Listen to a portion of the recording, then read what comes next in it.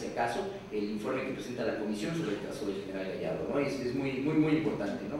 Para comprender el trabajo y los planteamientos generales y la forma en la que se aborda la problemática que se viene trabajando en el tribunal, hay que conocer ese documento. En ello se fundamenta conceptualmente, digamos, la petitoria, pero también el documento que se preparó durante varios meses y que se estuvo trabajando con especialistas en distintos foros en la UNAM. Trabajamos en la Torre 2 de Humanidades, allá en el CEICH.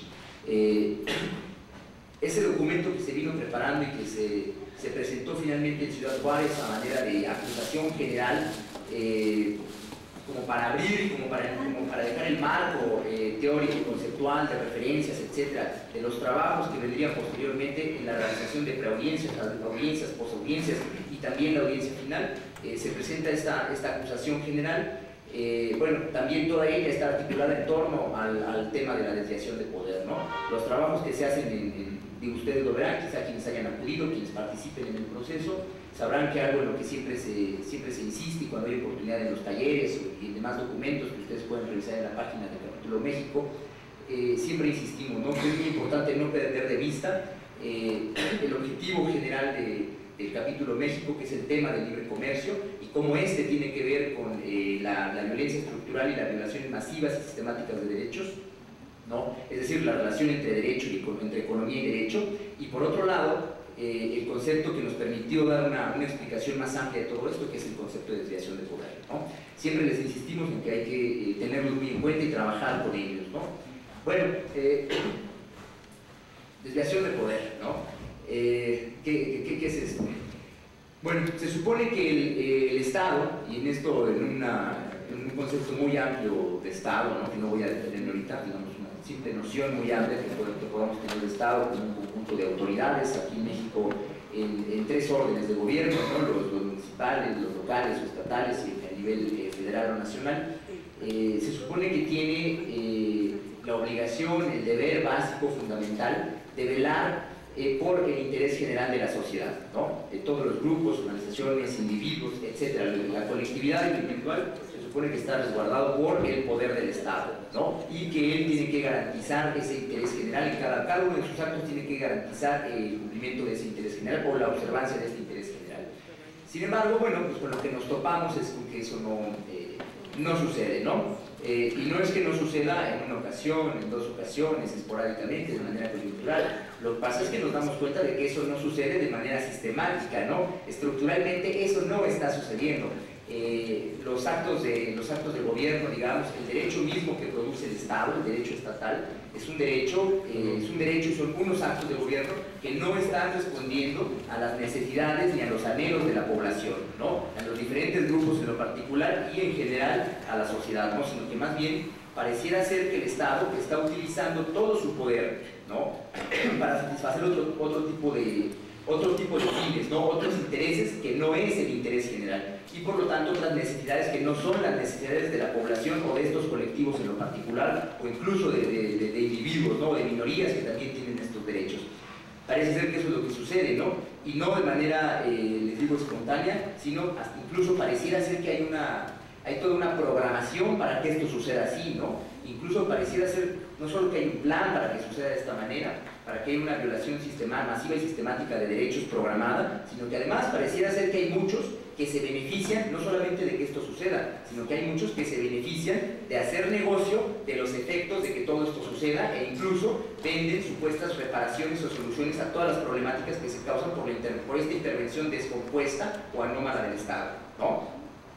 Bueno, pensando en eso, es que para pensar esto, es que nos es muy útil esta idea, este concepto de desviación de poder, ¿no?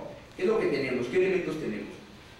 De entrada, tenemos que el Estado, haciendo uso, ejercicio de todo su poder económico, ¿no? Poder político. El Estado no simplemente tiene poder político, sino todo el poder económico que concentra, incluso si no es el agente, me parece que es el agente principal de la economía, sí, uno de los actores principales en la economía, con todo ese poder, esa capacidad económica que tiene para influir, para decidir, para modificar, que lo convierte, que lo erige como el agente de la economía. Bueno, todo este poder económico del Estado también todo el poder político, que es algo con lo que estamos más acostumbrados, digamos, a tratarlo, a identificar al Estado, todo ese poder político, todo simplemente, ¿no?, este poder que tiene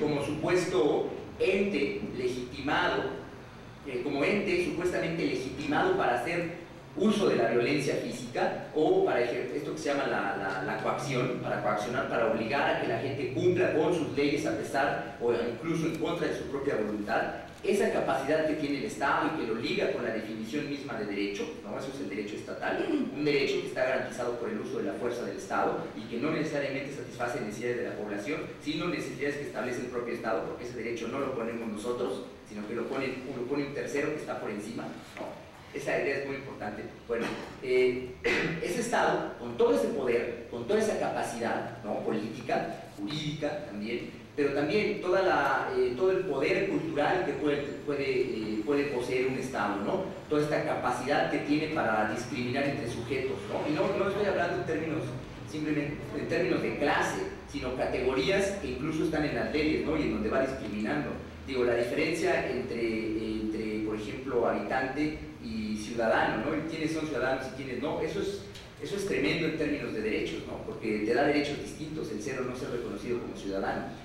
En fin, pero también todo este tema de que el Estado impulsa y fomenta ciertas políticas culturales, bueno, o impone incluso una identidad cultural para la nación que se considera como un ente homogéneo, siendo que hay múltiples colectivos distintos, ¿no?, nacionalidades distintas dentro de un mismo Estado. Bueno, toda esa capacidad que tiene el Estado, ese poder económico, poder político y poder cultural, todo eso lo utiliza para satisfacer no el interés general, sino para satisfacer intereses particulares, sectoriales o de grupo, ¿no?, intereses muy específicos, ¿no? Es ahí donde está el detalle, ¿no? Pero no simplemente satisface intereses particulares, sino que lo hace en detrimento del interés general. Precisamente cuando no cumple con la satisfacción del interés general, y si lo hace, si satisface el interés particular, bueno, también daña el interés general, ¿no? Cada vez que está beneficiando a alguien en lo particular, también está dañando al otro. Es muy importante, ¿no? No es simplemente que satisfaga a alguien en lo particular, porque quizá el Estado de manera legítima puede satisfacer un interés particular de un individuo o de un grupo, ¿no? Pero ese no es el problema es que haciéndolo está dañando, está generando un menoscabo, un deterioro del interés general, ¿no? Entonces es muy importante tener la idea completa. Sí satisface un interés particular, pero siempre en detrimento, en menoscabo de un interés general. Y no lo hace simplemente por error, por negligencia, no es simplemente un producto de la coyuntura y una respuesta urgente que no fue bien planeada ante una situación que de repente aparece, no es así. Más bien el Estado lo hace, nosotros decimos de una forma dolosa, ¿no?, como cuando se califican las conductas típicas en derecho penal, de culposas o dolosas, o negligentes y dolosas. Bueno, en este caso el actuar del Estado nos parece es un actuar doloso, porque no es espontáneo, sino que hay toda una programación detrás. No puede ser que, por ejemplo, toda la política ambiental del Estado, que tiene programas detrás, que tiene planificación detrás, que tiene presupuestación, o sea, no puede ser que todo eso no se piense en todos los problemas que se van a generar con las decisiones concretas que se van tomando a partir de estos lineamientos de política pública y a partir de los programas de gobierno, ¿no? Realmente concederíamos demasiado al pensar que son simplemente errores o cálculos que no pudieron ser previstos, ¿no?, o cálculos que se hicieron mal, digamos. Hay toda una programación para que esto suceda de esta manera, ¿no? No puede ser que, digo, cada uno de los ejes temáticos que aborda el tribunal, no puede ser que la política, los lineamientos de política pública que sigue el Estado en cada uno de los ejes temáticos, no se hayan previsto la cantidad inmensa de agravios que se han ido produciendo en contra de la población y en diferentes ámbitos de su vida, ¿no? No puede ser que suceda simplemente así, ¿no?, espontáneamente.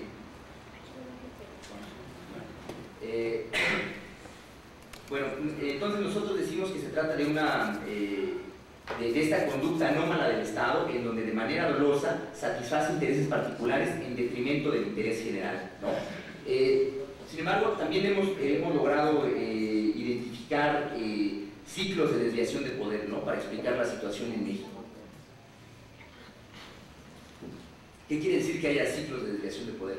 Bueno, que esto no sucede simplemente digamos, en un sexenio de desviación de poder o con ciertos programas que duran ciertos determinados años y son programas que nos indican que hay desviación de poder o programas que son elementos o pruebas de desviación de poder o conductas concretas del Estado que son de desviación de poder, sino que también lo que podemos ver es que existen ciclos de desviación de poder dentro de toda esta programación, ¿no? Se los voy a exponer muy sencillo y muy a grandes rasgos.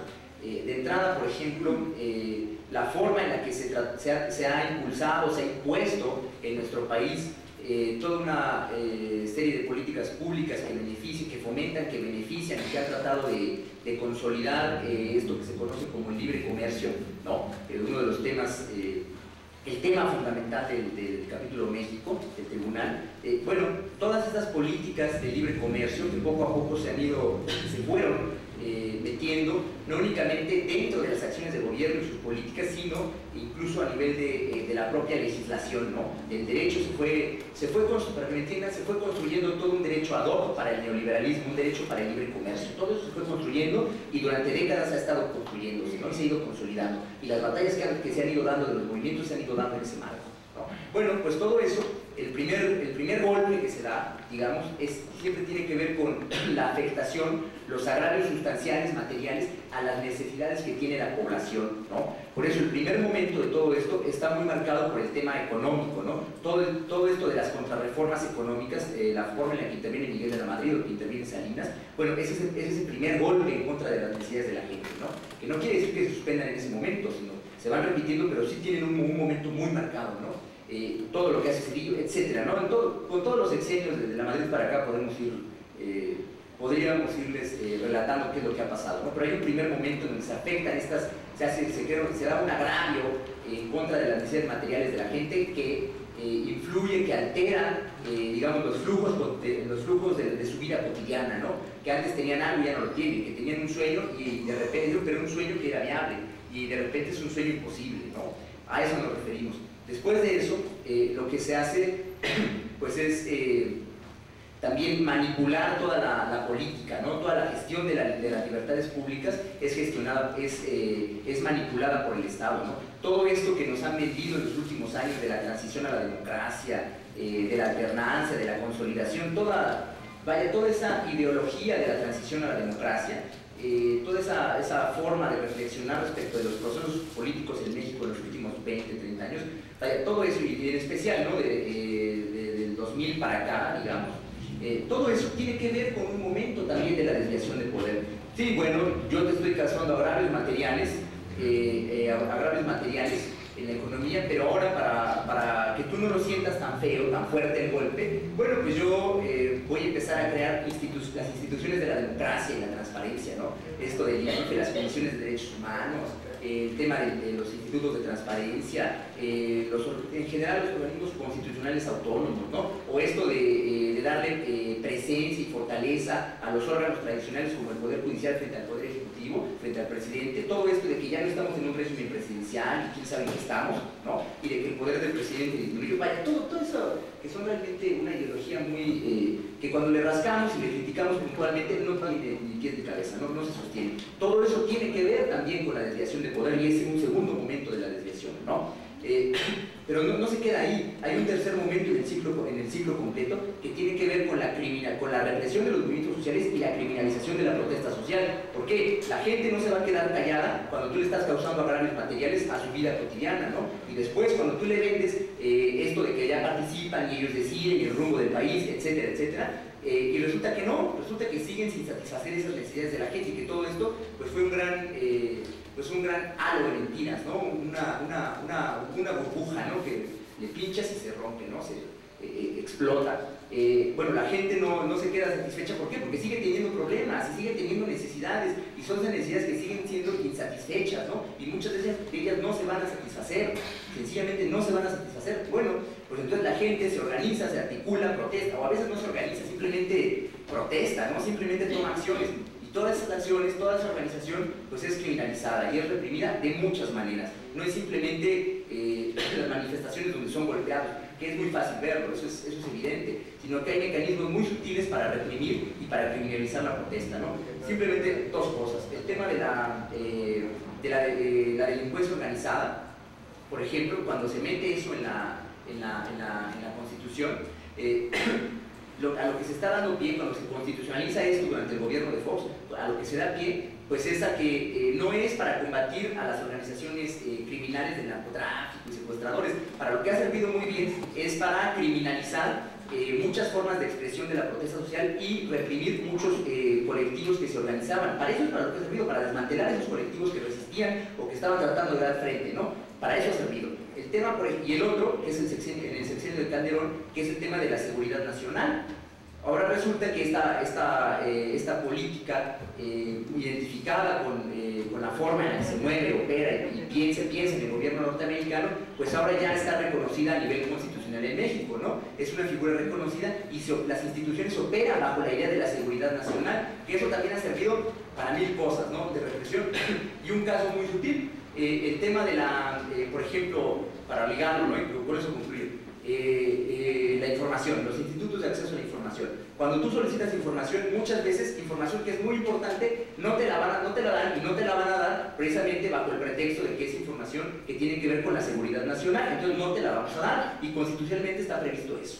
Vaya, es muy complicado, ¿no? Realmente cada vez que aparentemente nos abren una puerta, bueno, que nos ponen 1000 candados para no entrar, ¿no? Y también nos cierran muchas otras posibilidades. Entonces, bueno, el panorama es muy complicado. A mí me parece que es el contexto en el que nos seguimos encontrando, la pelea que se está dando en el tribunal para pensar la realidad de otra manera y también para tratar de rearticular a los grupos, ¿no? Tratar de reconstituir el sujeto social, de reconstruir el tejido social. Tiene que tener en cuenta todo esto, ¿no? Es algo, esta situación nos la hemos estado enfrentando, los enfrentamos todos los días y seguramente nos la vamos a seguir enfrentando después del tribunal. Entonces muchas de las reflexiones y el trabajo que hagamos cuando termine el proceso del tribunal aquí en México es darle continuidad sin perder todo esto que hemos logrado construir, ¿no? Que es todo este andamiaje conceptual y todas estas buenas prácticas, diría yo, de intentos de rearticular distintos grupos y de todas estas iniciativas que han ido surgiendo, ¿no? Como son los diferentes colectivos de abogados que se han sumado para apoyar a los movimientos, es muy importante, ¿no?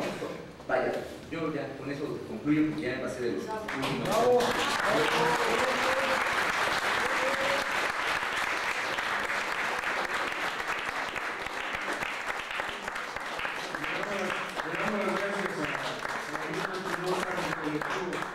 De Abogados Solidarios Causa.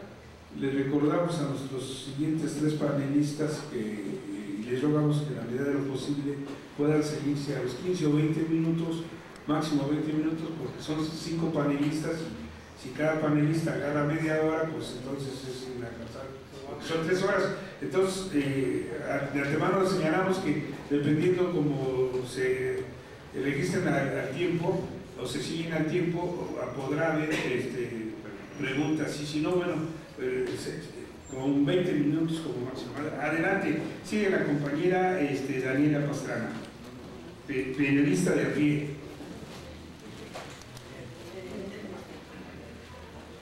Bueno, pues muchas gracias a todos por estar aquí, tener paciencia. En diciembre de 2011, cuando se estaba instalando formalmente el Tribunal Permanente de los Pueblos, y que era el momento más álgido, más alto de las agresiones graves a periodistas en este país. De ahí para acá se han mantenido, no han bajado, pero vamos, llegó al tope máximo.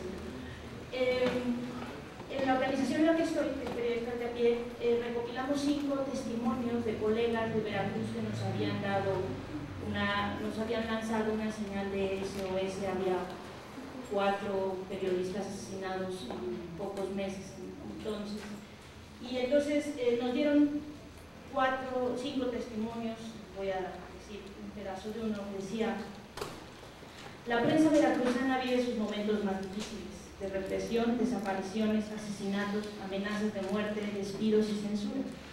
La autocensura se ha extendido a raíz de los asesinatos. Hay pánico en los reporteros y fotógrafos que ya no salen a cubrir accidentes o las notas policíacas. A los fotógrafos, la misma policía les ordena desaparecer imágenes. Otros reporteros tienen amenazas de secuestro. Ahora vivo el peor clima de terror. Cierro con llave toda la casa. No duermo y salgo a la calle viendo a un lado y a otro para ver si no hay peligro. Este testimonio, que ahora lo puedo decir públicamente, es de Regina Martínez, que fue asesinada 4 meses después en su casa, estrangulada. Era la corresponsal del periódico del semanario Proceso. Y las investigaciones, mucho tiempo después, que no convencen a nadie, de la Procuraduría Estatal, pues nos dicen que la mataron porque dejó entrar a un desconocido o medio conocido a su casa a las 12 de la noche. Cualquiera que hubiera leído sus testimonios decía: es imposible que una persona como Regina, que vivía con 4 llaves, encerrada y apanicada, hubiera dejado entrar a cualquiera a que la asaltaran, estrangularan y la mataran. Pero eso es lo que estamos viviendo en este país. En los últimos, no sé, es ya un cliché decir que México es el lugar más peligroso del continente para ejercer el periodismo. Son 87 periodistas asesinados de 2000 para acá, el último hace una semana en Oaxaca. Hay 20 periodistas desaparecidos, se esfumaron, vinieron unos aliens,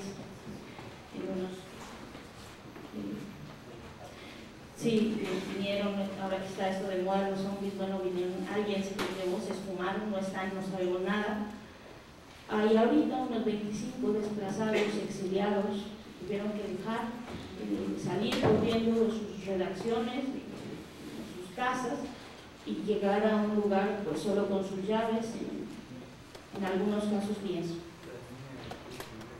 Lo que hemos registrado en estos últimos años es una cosa que no habíamos visto nunca en México: asesinatos de mujeres periodistas, desapariciones de mujeres periodistas. Está el caso que a mí personalmente me lastima mucho, que es el de María Esther Aguilar, una colega de Michoacán, madre de 2 hijas pequeñas, que un día fue a una conferencia, una semiconferencia de un grupo mafioso, donde le dijeron que tenían que publicar. Ella dijo: no lo voy a hacer, y lo siguiente que vimos es que desapareció.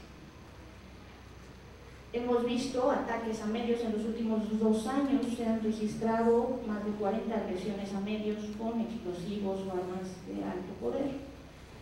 Hemos visto agresiones graves a blogueros, a usuarios de Twitter, a gente que trata de informar cómo están las cosas, aunque no sea periodista de profesión. Y hemos visto una crueldad y una violencia desmedida, desproporcionada, torturas terribles antes de los asesinatos, que lo que buscan, y esa es nuestra conclusión, es provocar terror. Porque yo no sé qué podrían haber hecho periodistas de 20 o 21 años asesinados. No.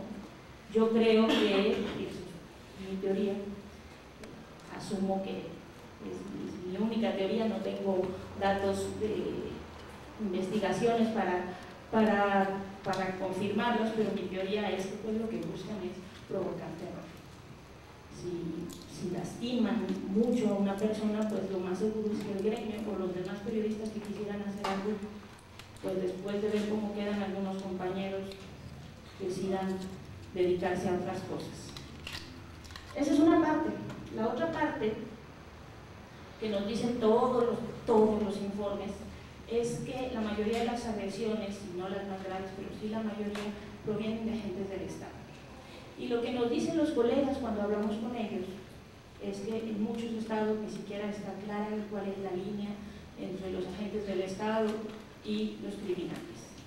En Veracruz, donde hay 9 periodistas asesinados en 2 años, lo que me dicen los colegas es que simplemente en quien no confían es en el gobierno.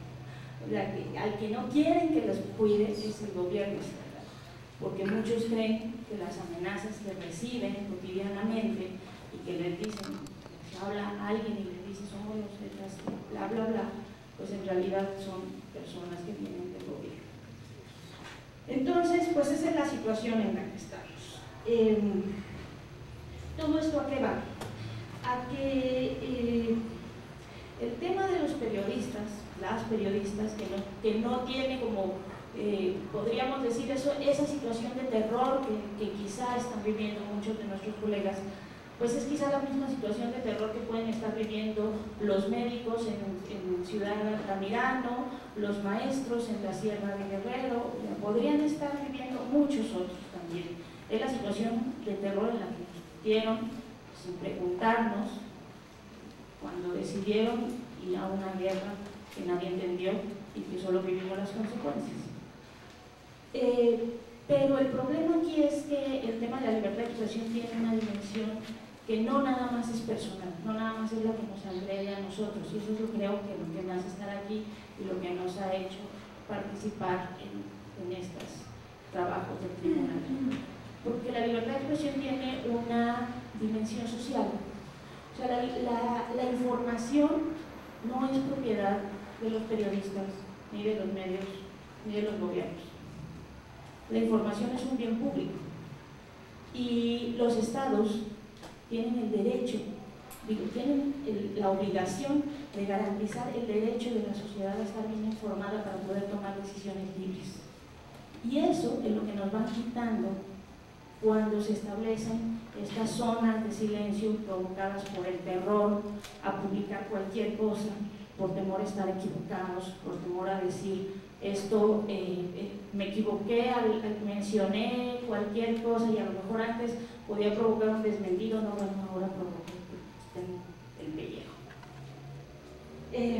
Y eso es, creo, lo que nos hace y lo que nos ha puesto en esta dimensión de tratar de explicarte, porque yo no soy feliz aquí, soy feliz del otro lado, yo soy feliz preguntando, yo soy feliz saliendo a investigar, saliendo a preguntar. Soy de esta escuela, dijeron que pues, más bien nosotros tenemos que ser fiscalizadores de todo, no los activistas. ¿Por qué estamos aquí? Bueno, pues porque estamos tratando de hacer como este esfuerzo de entendimiento y de aclaración de por qué es importante que todos defendamos el derecho a la información, no nada más los periodistas, y no nada más los periodistas que una parte de los periodistas,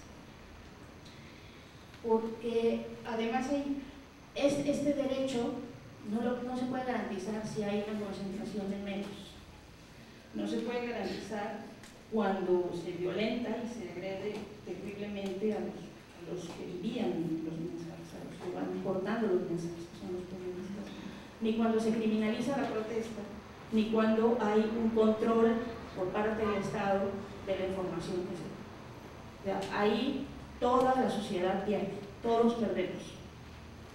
Entonces, ¿cuál es la parte que nos ha tocado hacer en este trabajo del tribunal? Yo, como les decía, en finales de 2011, cuando se instaló el tribunal, pues yo fui, no como organización de periodistas, yo fui a cubrir los trabajos del tribunal. Hice mi nota para la agencia para el trabajo. Esa era la parte que a mí me tocaba. Y la evolución ha sido en paralelo con la evolución que ha tenido la propia organización en la que estoy y la de muchos otros periodistas para participar en cosas que antes no nos hubiéramos ni siquiera imaginado. Hace poco comentaba a una amiga en otro foro que la primera vez que salimos a las calles, o sea, de pronto ni siquiera nos dimos cuenta porque estábamos en las calles haciendo marchas, que fue una que hicimos en agosto de 2010 y que era muy cómico, la verdad, porque era entrevistarnos a nosotros mismos. Bueno, a mí cuando me entrevistan me siento rarísima, ¿no? O sea, ¿cómo que me entrevistan a mí? ¿No? O sea, eso no está bien, tendría que ser al revés. O sea, yo tendría que estar buscando la información, no tratando de organizarme ni tratando de ver cómo salimos de este hoyo en el que estamos, ni tratando de, ni estando en foros, ni dando conferencias, ni dando entrevistas. Pero la situación nos obligó. ¿Por qué? Pues por una parte porque veíamos a los colegas cayendo como moscas, por otra parte veíamos a los medios cerrarse, terriblemente. Hay cosas que dices, bueno, ¿para qué estudiamos o nos capacitamos o tratamos de entender procesos si no hay dónde publicarlo?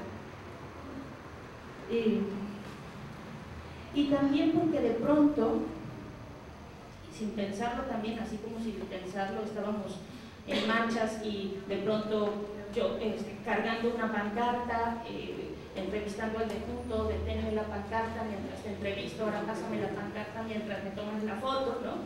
Era una cosa como muy rara y ha sido muy raro todo este proceso. Pues también la otra cosa es que de ser una organización que su objetivo inicial era que nos capacitáramos los periodistas que estamos en esa organización, una organización que busca profesionalizarnos, que busca la actualización, pues pasamos a ser una central de emergencias. Y de pronto esto se convirtió en un caos en el que a las 3 de la mañana recibes una llamada porque hay un colega que tiene un ultimátum hasta las 7 de la mañana y que hay que ver cómo lo sacan del estado. Una llamada casi de SOS, casi de atención psicológica, de Alcohólicos Anónimos, de estas viene una fecha conmemorativa en Veracruz, 3 de mayo, un año después de que 3 colegas fueron encontrados en unas bolsas de plástico en un canal, porque hay paranoia colectiva, porque nadie puede dormir y porque están buscando a ver con quién se emborrachan. Entonces, pues de pronto el chat se convierte como en la sesión de terapia. Se ha convertido en horas y horas y horas interminables de trabajo hormiga, pues un poco para tratar de entender o de tapar parches, porque realmente pues tampoco es que se resuelvan muchas cosas. Y horas también de reuniones aburridísimas con funcionarios para ver si el mecanismo de protección, si no el mecanismo de protección. Entonces eso es lo que nos llevó pues a participar en el tema del tribunal. Nos decían al principio, me acuerdo mucho que la primera vez que alguien me invitó me dijo, es que no hay periodistas, ¿no? Es la audiencia de comunicación y no hay ningún periodista. Y dije, pues es que no tendría que ser. O sea, bueno, para empezar, el tribunal ni debería estar, ¿no? O sea, el tribunal es un horror que esté. El tribunal es la muestra absoluta de que estamos en el hoyo. O sea, porque si tienen que venir a juzgarnos en todos esos temas y cada uno de esos temas es tan grave lo que está pasando, pues es terrible, ¿no? Bueno, pues menos tendría que estar el de los periodistas. O sea, nosotros tendríamos que estar haciendo otro tipo de trabajo. ¿Qué hemos hecho? Bueno, pues sí, creo que somos un poco los más atrasados. Yo veo cada cosa que hacen y leo todo lo que voy a las juntas y veo todo lo que hacen, el librito, la audiencia, la otra audiencia, la otra audiencia, y la organización en el gremio es súper difícil. No para muchos ya es entendible que es importante, pero pues a qué horas uno se organiza y aparte va a la audiencia de devastación de los pueblos a cubrir para mandar la información.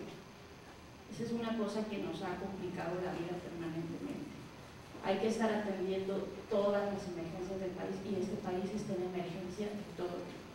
Entonces ya, solo para cerrar, antes que se me acaben mis 15 minutos, 20.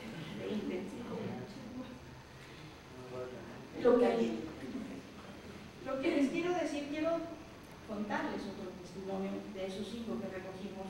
No les puedo decir de quién es porque todavía no lo mando. Dice: la psicosis se ha apoderado del periodismo en Veracruz. Ante el éxodo masivo de reporteros policíacos, las mesas de redacción se quedaron con el problema de cómo llenar esa sección. El nuevo gobierno estableció la política de censura sutil, la cual significa casi inmediatamente subir una nota que hable sobre la violencia en el Estado.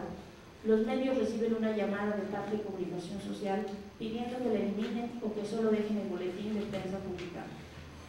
Nadie sale a informar desde aquel 26 de julio, día en que se encontró el cuerpo decapitado de Yolanda Ordaz. De por sí, el compromiso por buscar un buen reportaje en Veracruz se mantenía de bajo perfil. La investigación y el quehacer periodístico han quedado en segundo plano. Pues pues para cerrar y para ya dar paso a los otros temas que creo que son también súper importantes, lo que sí quisiera compartirles es una reflexión como propia, que tiene que ver con por qué es necesario que, a pesar de todo, de todas las complicaciones, obstáculos y a veces dificultades que hay para aprender a llevar un caso, lo hacen los abogados, ¿no? O argumentar o documentar un caso, por qué es importante ir a esas reuniones que a veces parece que nos quita tiempo de vida y todo eso. Pues porque tiene que haber responsables. O sea, sí estoy yo convencida que tiene que haber responsables. El problema central de este país es la enorme impunidad que hay. 98, por eso que cuando uno dice a un colega en Colombia o en Brasil, cuando platicas con ellos y les dicen 80 periodistas muertos, dicen, ¿qué hablas? No, aquí matan uno y es escándalo nacional. ¿Cómo pueden dejar que pase uno y otro y decir, sí, mataron a otro la semana pasada y nadie sabe ni su nombre? Lo que estamos viviendo es realmente una tragedia y tiene que haber responsables. Porque en la medida en la que nosotros sigamos acostumbrándonos a que esto es normal, a que la devastación que tenemos en todas las áreas es normal, pues vamos a seguir como dando vueltas en un círculo que realmente creo yo que nos está llevando como sociedad a una situación, a un hoyo absolutamente profundo. Lo digo de corazón. A veces es muy frustrante ser periodista y ver que publicas una cosa y no pasa nada. Y es gravísimo y es terrible y lo vuelves a publicar y vuelve a no pasar nada. ¿Por qué? Pues porque la sociedad se acostumbra y no debemos permitirnos acostumbrar. Entonces, muchas gracias por su atención.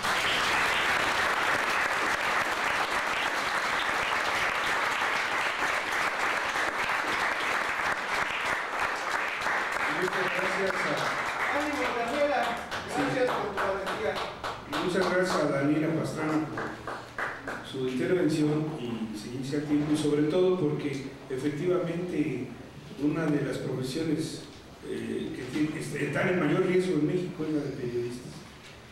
Pero desde luego que ella señala a Daniela que una de las intenciones del Estado es provocar terror y que desgraciadamente todos podríamos decir que el tribunal es un horror que exista. Pero qué bueno que existe el tribunal, porque eso quiere decir que no nos han paralizado, que no hemos tenido el terror, porque el terror paraliza, y ante las circunstancias pues es necesario que exista el tribunal. Y bueno, le damos la palabra